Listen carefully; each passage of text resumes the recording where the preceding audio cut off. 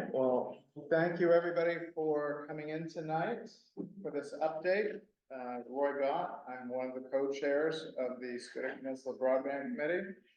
My other co-chair, Bob Bastinto here, other committee members, Sandy Ford and Tom Toll. Mark Perka, I don't know if he's going to be able to join us on Zoom tonight. He was not feeling well, and Mike Summerer is the other committee member who I believe is out of the area. So we really just wanted to get back together with everybody to give an update about what the work the committee has done since the summer of last year and what the look ahead is for broadband expansion in our communities here over the course of the year. And now I'm going to have to convince the clicker to click again.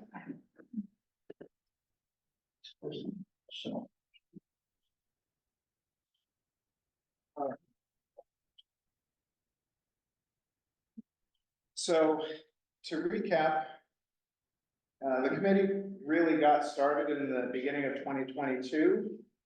In that year, we sent out surveys to all residents, all mailing addresses in the two communities in Gouldsboro and Winter Harbor, asking about how residents use the internet, how adequate it is for what it is that you want to do with it, pricing, speeds, and so forth. Once we gathered that information, and we didn't include the results here because that was a big focus of the meetings last year, so surprisingly, or not, it was demonstrated there wasn't really good internet service in the communities. Some areas were better than others. Obviously, Spectrum is pretty Winter Harbor, but Gouldsboro, for the most part, is an underserved community or unserved community. So we do have those survey results for anybody who's interested to look through them a little bit more, but they're just not part of this presentation specifically. We did send out a request for information to local internet providers to see who would be interested in developing a solution to push out broadband to every address in the two towns. And we got a few responses. Some of the requirements were that it be at least 100 megabits in each direction, up and down, for the connection. And we looked at the different models that might take the shape of. So fiber internet, expanding cable infrastructure, and things of that nature. We decided as a committee to pursue fiber optic-based solutions for various reasons, the most important of which being that it was the most future-proof of the technologies that exist. And we also looked at modes of ownership, whether we would like a internet service provider to be the owner and operator of the network, or we were just looking for somebody to build it, and then the communities would take ownership and operate the network. So like I said, last year we had 3 community outreach meetings. We gave basics of broadband, what the definition is, what speeds we're talking about, and went over the survey results. And at those meetings, what we saw was strong support for, well, strong need in the first place, but strong support for expanding and ideally owning and operating the network ourselves, because there was a feeling among the committee and the community members who were present that if it's our network and we are in control of it, if we see something that needs improving, we can work to address that without waiting for an internet provider who owns the network to get there when they feel like it. So that was something that we wanted to honor going forward very strongly. At the end of last year, we put together a request for proposals, an RFP, that took the input that we gathered over the course of the year and that desire to have that locally owned model as a possibility. We sent it out to a number of, we didn't actually, there's a partner, Mission Broadband, that is working with the state to help these broadband expansion efforts. They actually coordinated the RFP. They sent it out to a number of internet providers that we see locally and others throughout the state who actually build out networks in a lot of regions.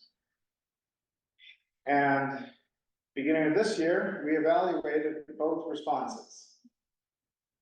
And I have responses and quotation marks in that second line because one of them was really just saying, hey, we'd love to have a conversation about expanding what we're currently doing.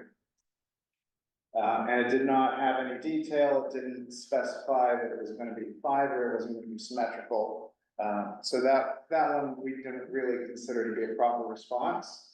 Neither of those two responses had a plan for a community-owned option.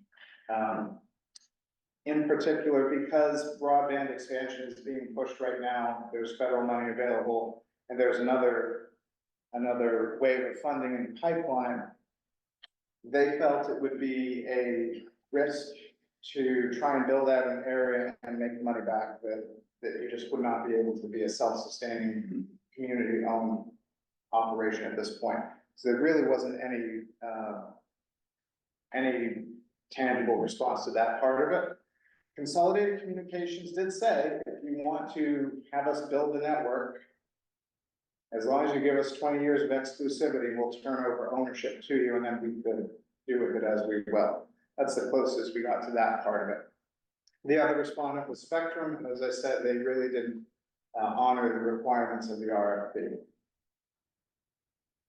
So what Consolidated has proposed, aside from that goal of having an option for community ownership, they met all of the other requirements. In fact, the network that they propose to build is a gigabit symmetrical instead of 100 megabit symmetrical. So it's 10 times as fast that it would be capable. And it's theoretically, they could expand up to, I don't know if they said, certainly 2, but maybe even 10 with changing equipment in the near future. So that definitely has room to grow. The overall project build cost, $5,279,294, a bargain. If they were to build out the network, would be responsible for all the drop costs. So the cost of going from the pole to your house inside with their equipment, assuming it's not a enormously long driveway. And there is some, I think it was around the first 1,500 feet is what they typically include with that. So that's one of those things, and it's additional costs. You know, they'll work with individuals who have that extra long driveway to traverse. Our goal since the beginning, and of course nothing is finalized, has been basically, if you've got a pole, this is how I described it in the original RFI. If you have a pole that is carrying service to 2 completely different customers, they're not related, it's not a house and then a rental that they own. If you've got 2 completely separate entities at the end of that pole, then that should be a pole that is carrying service.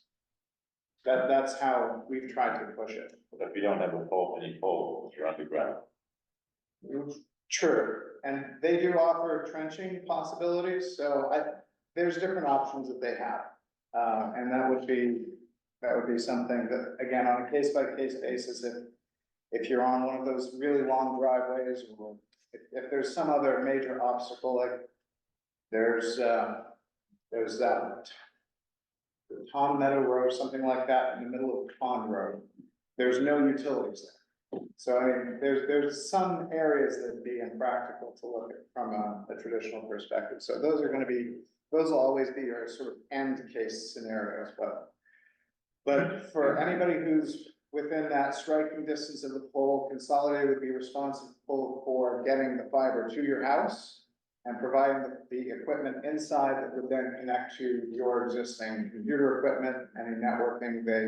I think they include Wi-Fi routing and things of that nature, depending on necessarily what package it might take.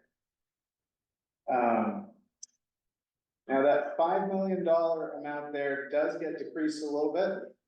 Consolidated has what they call Rural Digital Opportunity Fund requirements that are areas of Gouldsboro that they have already committed to deploying broadband internet to.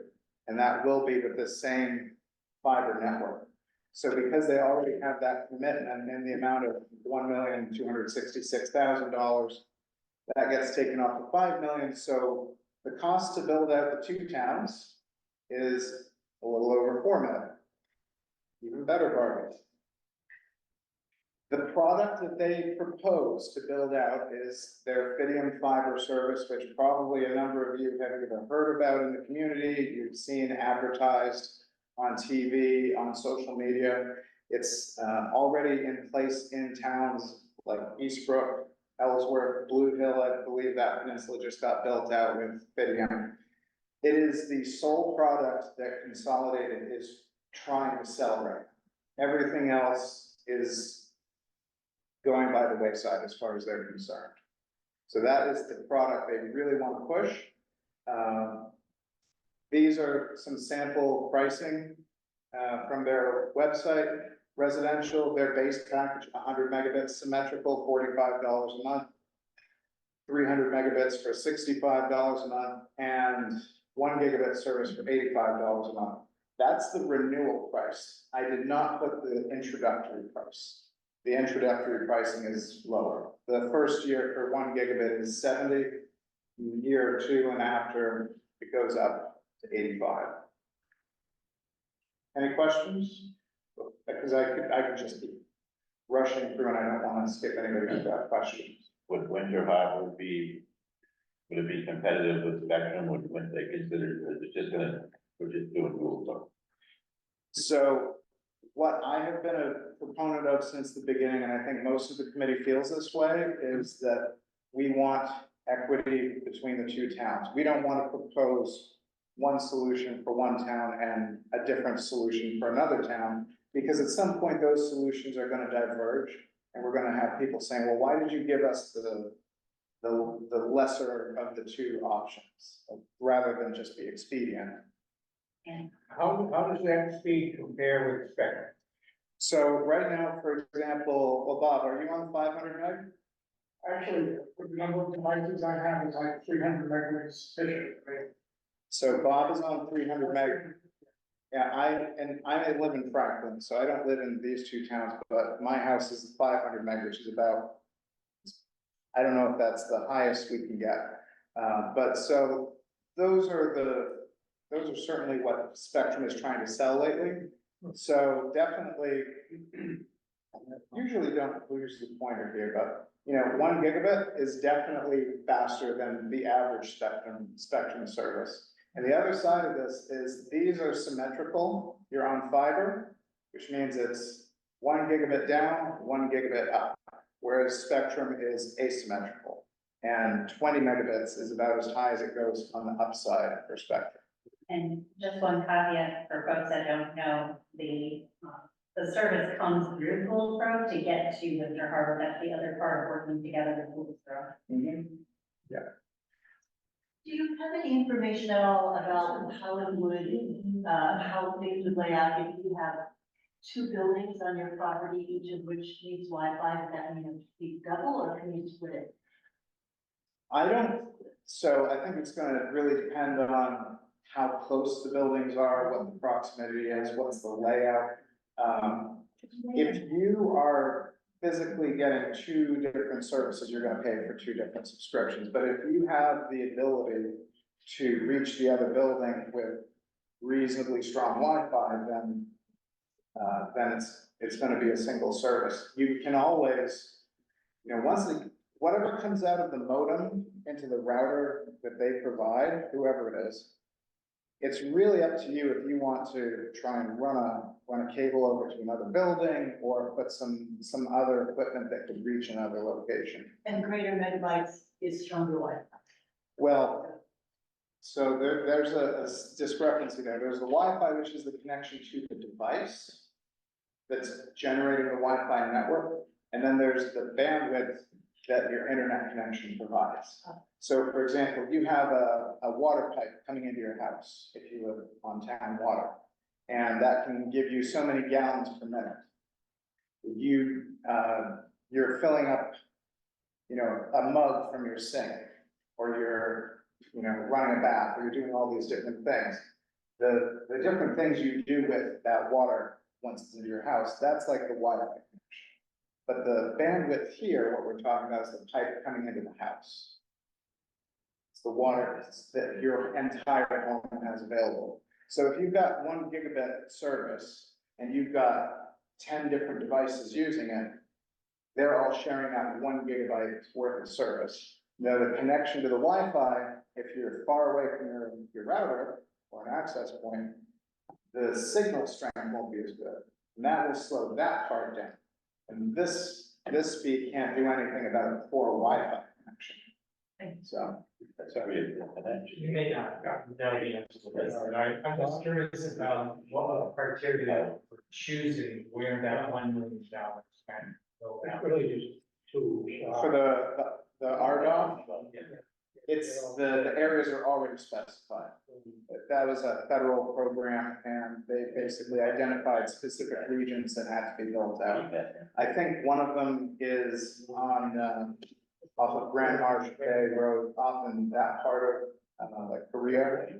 The part that's more inland, I think that's a chunk of it there. There's a couple different pockets in Gouldsville. So, And socioeconomic service, or I would expect socioeconomic is a big piece of it, especially given the title and the opportunity fund, rural opportunities, so.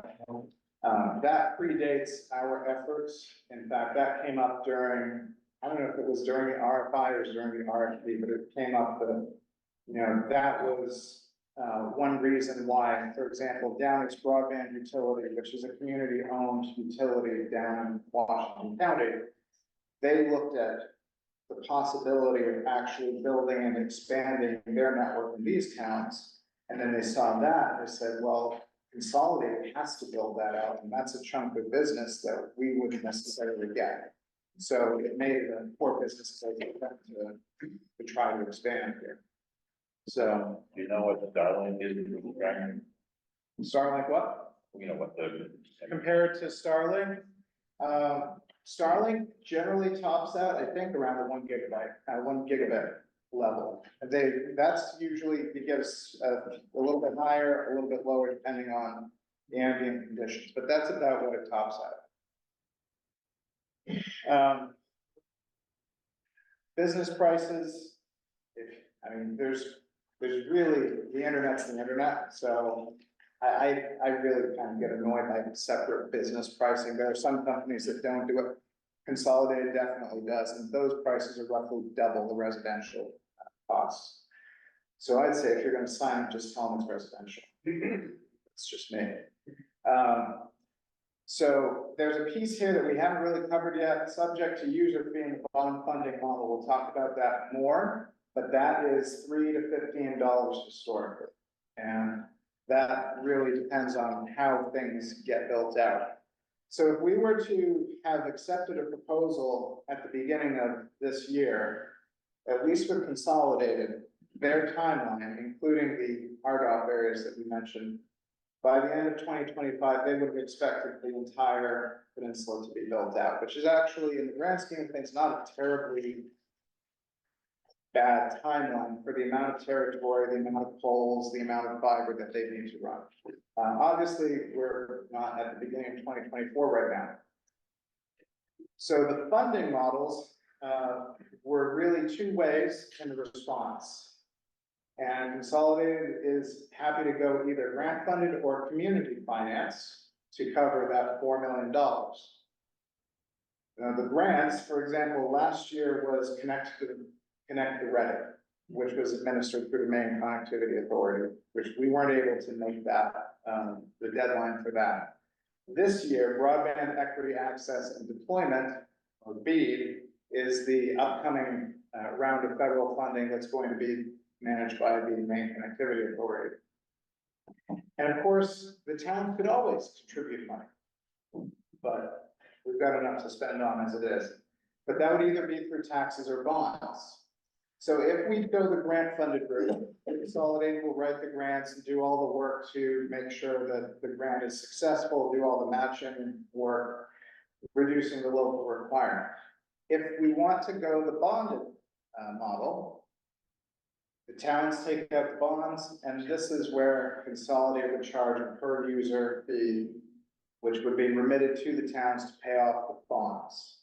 And they guarantee that the amount that they tender to the town will match the payments of the bonds. So it's reasonably low risk to the community because Consolidated guarantees they're going to get that money. So that's a plus, certainly. So as I said, last year we had Connect the Ready, which was a round of funding that we weren't able to get our RFP done by and submit a grant. So this year, the BEAD program, also administered by MCA, they will divide the map of Maine into little chunks to be bid on by providers. And the goal here is all of the unserved or underserved, yeah. So if your speed is less than 100 over 20, I think is the threshold, you're considered underserved. Or if you have no connection whatsoever. So basically, DSL customers, if DSL is your only option, or worse, or satellite base, not being Starlink, but HughesNet, Blue, Blue. And dial-up. We did have somebody respond last year that they were still using dial-up. So those were the areas that would need to be done before any other better served areas or addresses are served. Basically, it's going to come down to almost lowest bidder gets that chunk of the map. There is a rubric, a lot of it has to do with the price. One piece that is possible, the towns can give a letter of support if there is a preferred provider. That can sort of sway that the prices come in really close to one another because ultimately the town should have some say as to who gets to build out this project. In this area, we're likely to see bids from Consolidated Communications and Spectrum. And that, unfortunately, those are pretty much the only providers we're likely to see in this area. We know what Consolidated would build, and we know that Spectrum intends to just expand their current network to the extent possible. In that model, though, we as the community of the towns, we don't have to do any other work, assuming somebody bids on our region, somebody's gonna get a project, and then it's out of our hands. We don't pay, somebody just builds it out, and we get to be customers. Are they gonna go up to Scoodic Wood Campground and Scoodic Institute? I think they would probably go as far as the campground, on the way in, on the two-way road. But I don't think they're gonna go all the way to the Institute, because It's a long way. it's a long way, and it's not a long way. And they just spend a lot of time fixing it. So, and plus, they're making like $700 a month on us already for service that's not even gigabit. So. So entire map chunks will be bid on, awarded, and built together by one provider, which this gets back to the question earlier as well about would there be a different provider in one town than another? If Wolfboro and Winter Harbor are part of the same map chunk, whatever we want to call it, then it will be one provider who wins across the entire thing and one provider who builds out the network across the entire peninsula. Do we know what the chunks are gonna look like? That mapping data is being generated and hopefully it will be available in June or sometime in the summer of this year. And certainly that's something that we're gonna try and push out more information as more information becomes available. So anybody who hasn't signed in yet, please do sign in. And if you want more information, make sure to leave your email address and we can send that. Bob? I do want to stress one thing. This will lay any confusion. Who has cable television right now? Nobody here? Okay. Because cable TV, the programming that you see on your TV is not internet. It could be internet-based streaming services, but by and large, cable, like we have Spectrum, it will get all the channels that we selected, or cable television, but it's not internet. In addition, we do have internet service, but the two are separate bills, so I just wanna make that distinction on. It's, So you're gonna have one bill for internet maybe, depending on who the provider is, and one bill for internet service. yeah, if you have cable on the pole outside of your house and you have cable service, you can have cable TV, you can have cable internet, you can have digital phone, usually just runs over the internet, or you can have any combination of three. Similarly for DSL, it runs over the same copper phone line that your phone would, if you have a landline still, so you can get one both or neither. Yes. Sorry, don't mean to be tiresome, but, No. so we have data and it's consolidated. If Spectrum bid, then we know they don't want to be fiber, they're just gonna expand what they have. Does that mean that we still have data? So you actually have dial-up, not DSL. Can you talk on the phone at the same time as being on the internet?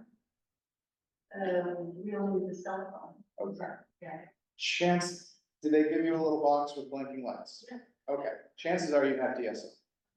But if Spectrum bids and they end up building out the network, then they're theoretically gonna build right past the front of your house or your driveway. So you would have the opportunity to get service from them and you could then eliminate your DSL service. Is there a funding deadline for the? No, and because this is being handled at sort of the statewide level, Maine Connectivity Authority is administering this program. I'm sure there's deadlines to get the money spent, but they haven't even really finished the guidelines to what this is gonna look like yet. So basically, they're responsible for driving the effort, and so they'll be the ones responsible for getting things to happen on time. Yeah, that was my question, just, is there a deadline? Yeah, for example, last year with Connect the Ready, that was October. I think it was an October deadline for having the grants, and we were really sending out our RFP at that point in time. And it was a small group actually in the grand scheme of things. They didn't really give money to a whole lot of projects at that point.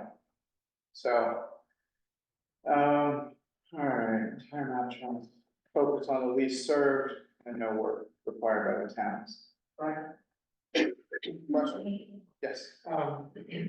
When they build this up, they just using existing poles that are on. This is gonna be going on a new fiber optic cable, assuming it's fiber or whatever it is, it will be going on to existing poles. They may have to add some poles in some areas just to reach where they could reach before. Yeah. It'd be nice if it could all be underground, just for the resilience, but that is a pricey, yeah, that's a bit more than $4 million. So I mentioned the bond funding thing, so say, for example, nobody bids on Gouldsboro and Winter Harbor. Then we can fall back to the bond funded model. Consolidated still has that RDOF thing that they have to build out, they're required to do that. But the rest of the communities, if we want to try and build our own network at that point with somebody, Consolidated or somebody else, then we can do what we have described before, which is take out bonds in the communities, Consolidated or whoever pays us for the bonds, and they pass a fee on to the customers. It is, yes. So, what's the financial condition of a company like Consolidated? Is that not an issue if we're doing bonding? So certainly it's gonna be a question, you know, that the banks are gonna ask for sure.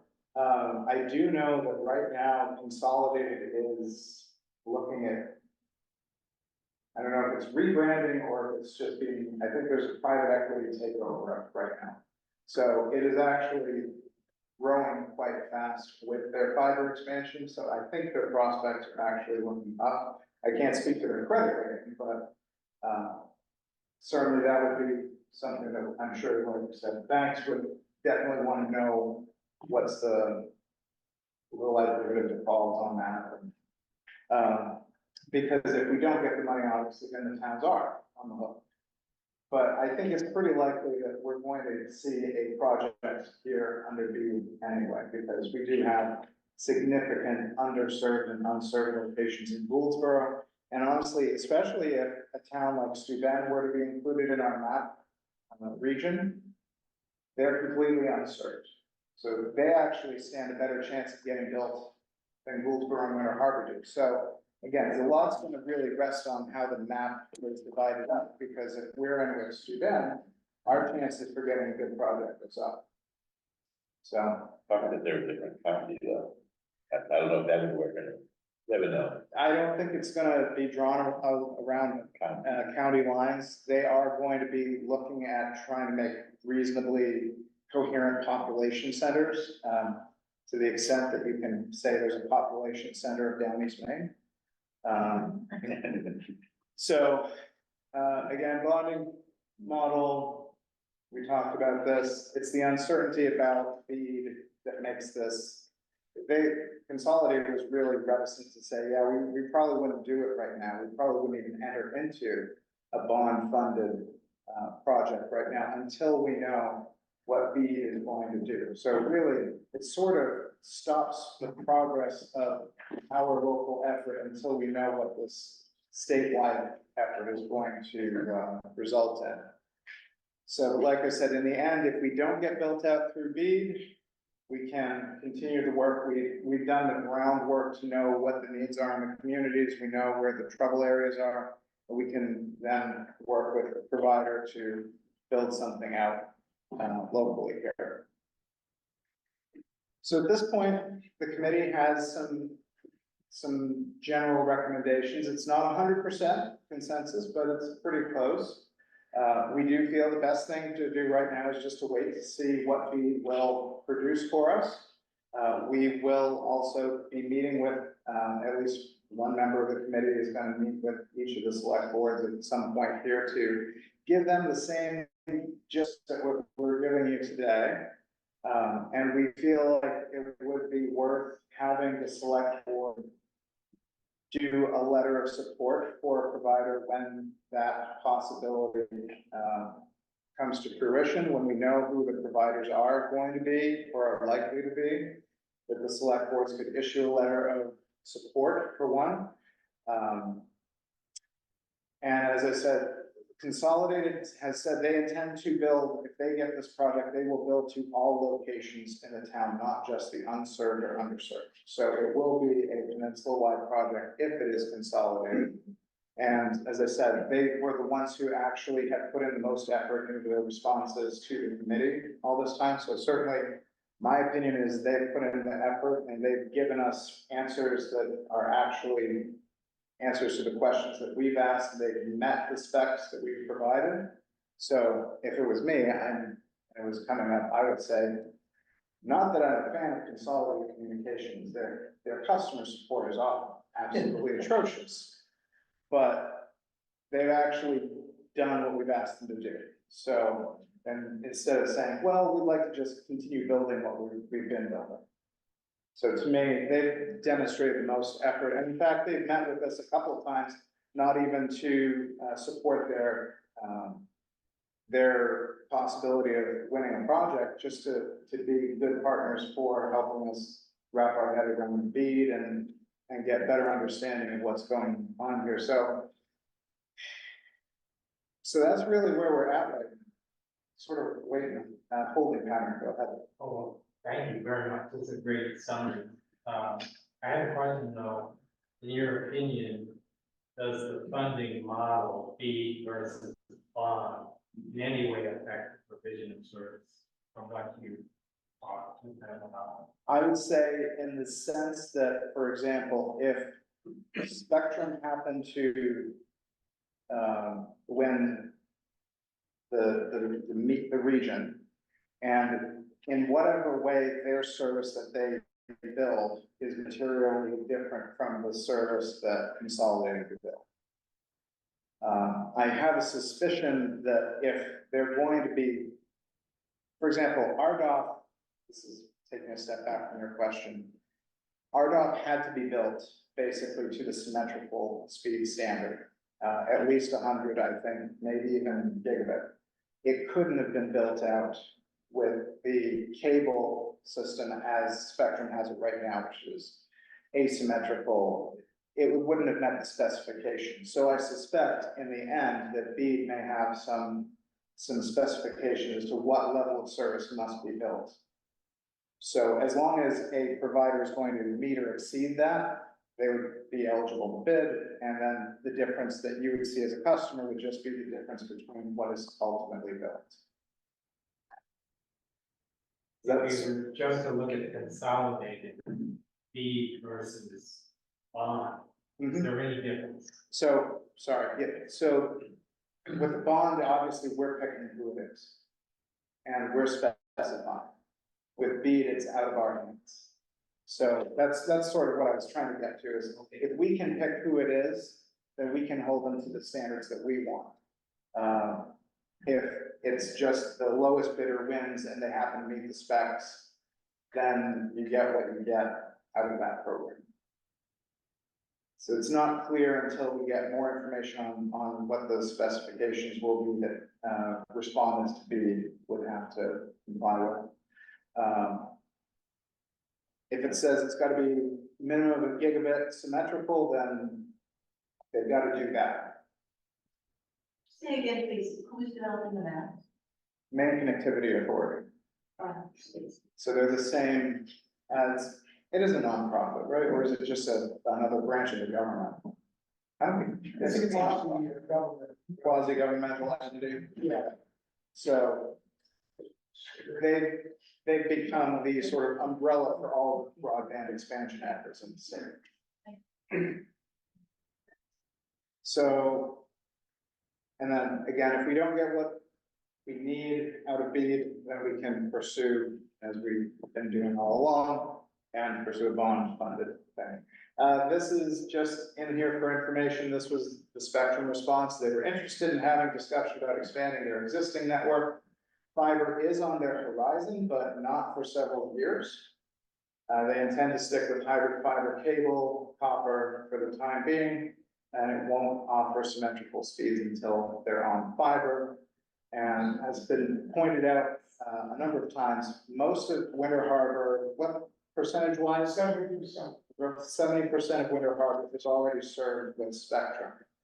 So the question is, again, when you ask, could you do one provider in one town and one provider in another town? Again, BEAD won't work that way unless we're in different map chunks. And I don't like changing what we said from the beginning, which is we want to provide one good quality solution to both towns. But certainly it would be faster and easier to build out the rest of Winter Harbor with Spectrum and then do consolidated in Poolsboro. But I think it's better to give a good single solution to both towns. To me, that's the best way. Sandy? And as a Winter Harbor resident and Spectrum customer, I am served, but I am not served well at all. I work remotely, Steve and I work remotely from home and we're both on all the time, so we're trying to work here. Yeah, We got it all. we're often on Zoom meetings at the same time. We have that, so we need. Yeah. Served doesn't mean served well, that's all. Right. And then what do we do until then? These are just sort of little things that we can contemplate, and some information here from Rick. The Islands Institute is working with a nonprofit called Give IT, Get IT, to rehome Starlink equipment. They found that there's a lot of people who are in the Blue Hill Peninsula is one example of the locations where now that they've been built out with fiber, there are people who had been Starlink customers that no longer need Starlink equipment. So for somebody who wants a stopgap measure in the interim, that might be a solution. And if anybody needs that information, I can provide an email address to a person at the Island Institute who, until they get this sort of a little bit more fleshed out, could be a point of contact if anybody's interested in that. That may help you ease the burden of Starlink service until you can get fiber. Though Rick informed me, over email about a week ago that prices did just increase in this area for Starlink from $90 to $120 a month. Because we went from an area of low density to an area of, extra capacity to no excess capacity, basically. So, that's a pretty big swing in one hit. Elon needed another yacht. And I wouldn't see us ever getting back to a place where we had more capacity or excess capacity for that to go back down, so. Like I said, we plan to meet with the select boards and want to make a recommendation, but want to also hear from you. What are your thoughts about what we said tonight and where we go forward? Now, when you say you plan on, like, we plan, is that the School Peninsula Broadband Committee? Yes, Oh, okay. I'm not familiar with, I mean, I've been seeing things come in, you got a meeting about broadband coming in, and I was able to make it this evening tonight, and I arrived late, I'm here. Yeah.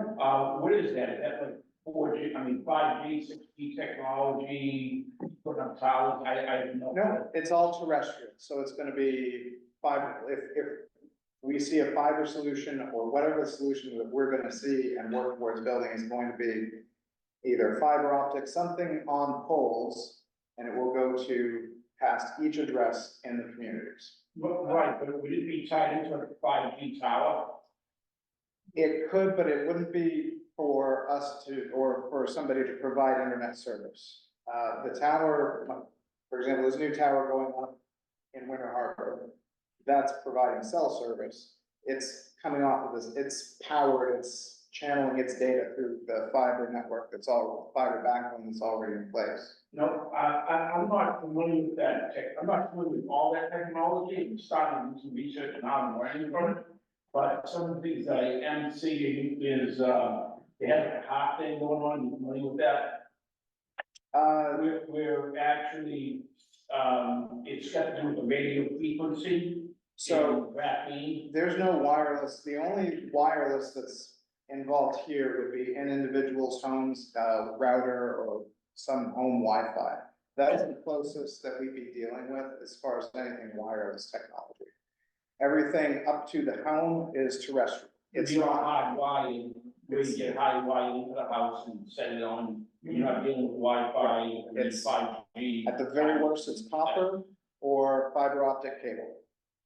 No, I'm at a learning stage, that's why I'm asking these questions. Absolutely. Because I'm going on the internet, and one of the sites that I'm looking at, is, a book, Silent Weapons for Quiet Wars, and talks about the different towers that are coming in, the radiation that's hitting people, and the chemicals that are coming from like barium and aluminum and all that in the skies.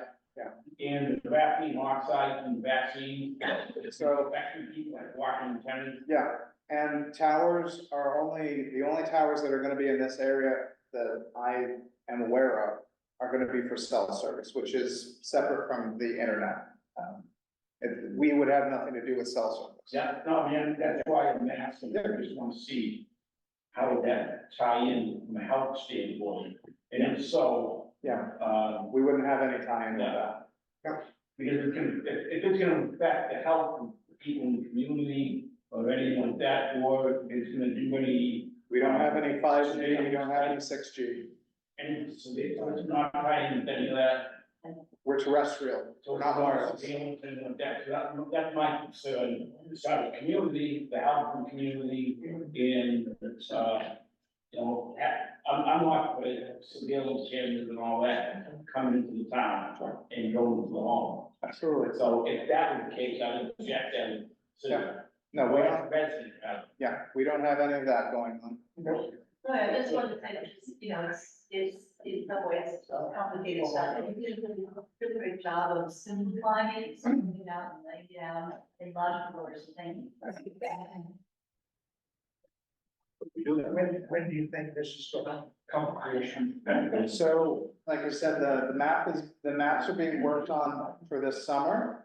And so once the map data is out there and we know what the chunks of the lands and towns are gonna be made of, then it'll be MCA's, I would think by the end of this year, they're gonna go out to the providers and they're gonna say, give us your proposals for all of these different regions. And so I think by the end of this year, we're going to see, we're gonna have a picture of what is actually going to get built in a lot of the state to fill out this expansion. Because I'm sure this federal money is not gonna sit there forever. It needs to get spent. And it's taking them longer to get this, initial proposal that they call it, passed at the federal level. So, but definitely they're shooting for this summer for having the map data, the maps available.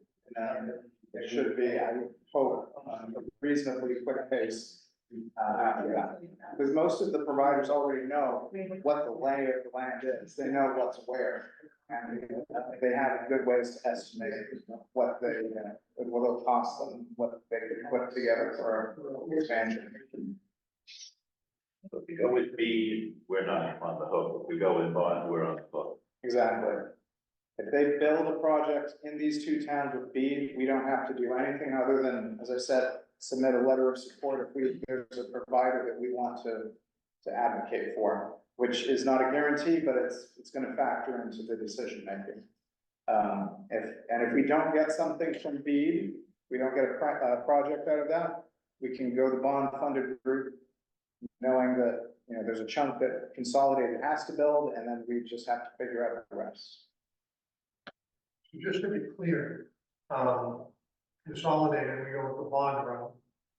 They're gonna bill their users a separate amount that will go right back to the town to pay the debt service on the bonds. Yes. If I'm a Spectrum customer, I'm not paying that. But if Consolidated goes cashes up, falls on that particular payment, then, or they don't sign up enough people to write a check for that payment, then the whole town, including people who are not subscribing to Consolidated, are gonna pick up the tab on that bond. Yes. I would modify what you said, if they go belly up, yes, that is the case. But one of the questions we specifically asked is, okay, your ability to recoup your costs, say you don't get the take rate that you need to give us the bond payment back. And they said, no, we guarantee the bond. So even if they aren't getting as much in the user fees, I mean, that's probably gonna be when you're gonna see the higher, you know, towards the $15 user fee instead of the $3 user fee. They'll work the numbers so that they can pretty much break even on that. But they guarantee that the bond payment will make it back to the town. So it's only if they fail catastrophically that the town will be on the hook for the bond payment. So the town will be on the hook for 4 million, whatever it costs. Well, whatever the financed amount is, the bond payment, it's usually, I think, bonds of that nature, they go for 20 years, so. It's fine. We got, I don't know, we have for residents in the harbor, well, I guess it's been hard to prove for what, 2,000? Yeah, between the two towns, you've got about 2 guys. And if someone in the town is not using the service, they're still responsible for covering that bond. If Consolidated fails to pay they go bankrupt, that's when that eventuality comes in. If Consolidated remains solvent, they stay in business, they keep paying us the money for the bond. The only way the towns are on the hook is if Consolidated, in this case, goes belly up. Or Consolidated sells out of anything like that is affected, right? They would still be required to honor their obligations.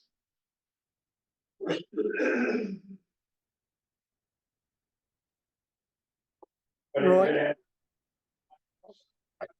Are you able to hear us on Zoom, Roy?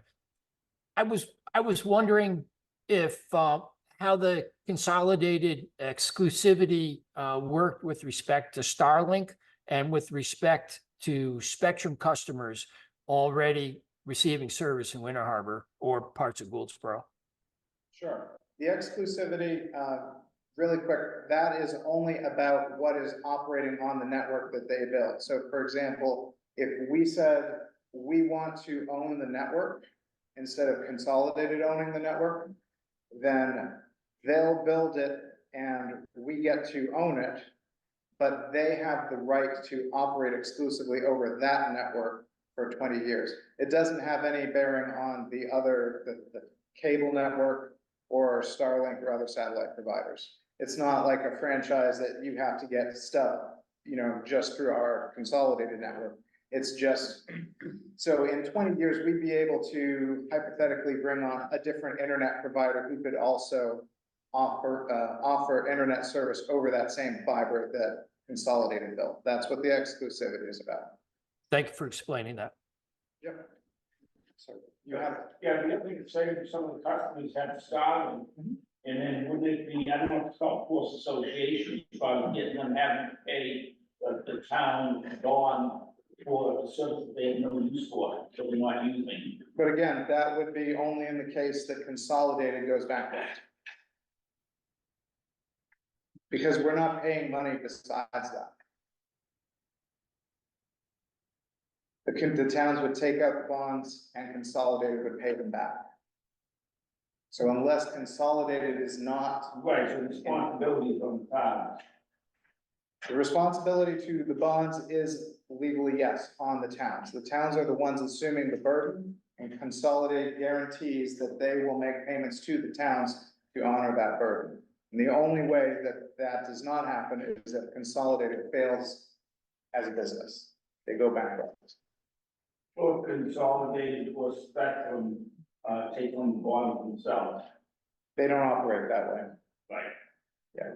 So Roy, if this goes through, it would be up to me to talk to Consolidated, because you know my situation, I have, Yeah. and And I'm probably very unique, do you know how long your road is? 1,300. 1,300 feet. So of course, the difficulty is you don't have poles. Everything's run underground there. I don't know. They do offer what they call micro trenching. So they'll go through and they'll do some digging, and that has a cost associated with it.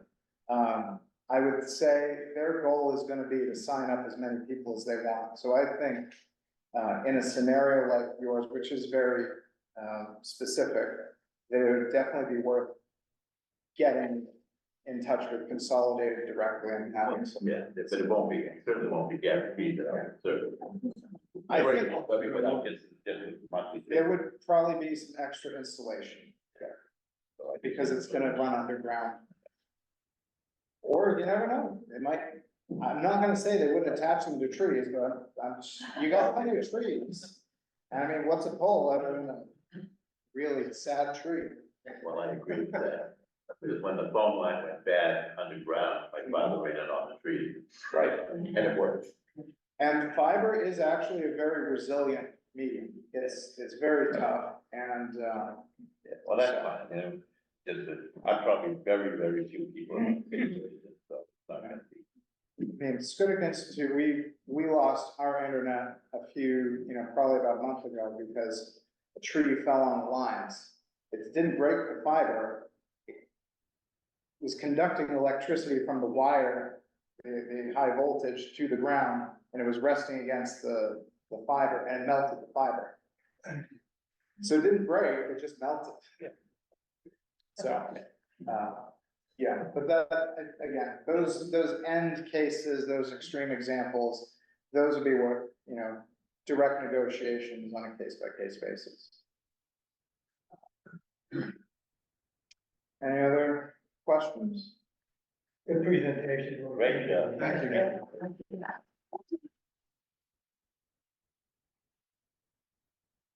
Like I said, well, if you want to get information from us, make sure you signed up and left your email address, and we'll send out information as it becomes available to let you know how things are shaping up with feed. And we may also drop some things into newsletters and our little blurbs and the town newsletters to communicate that way as well. And we've got our website still, so feel free to reach out. Great. Thank you. Thank you, everybody on Zoom, and if you didn't already, please remember to put your name in the chat for me. Thank you.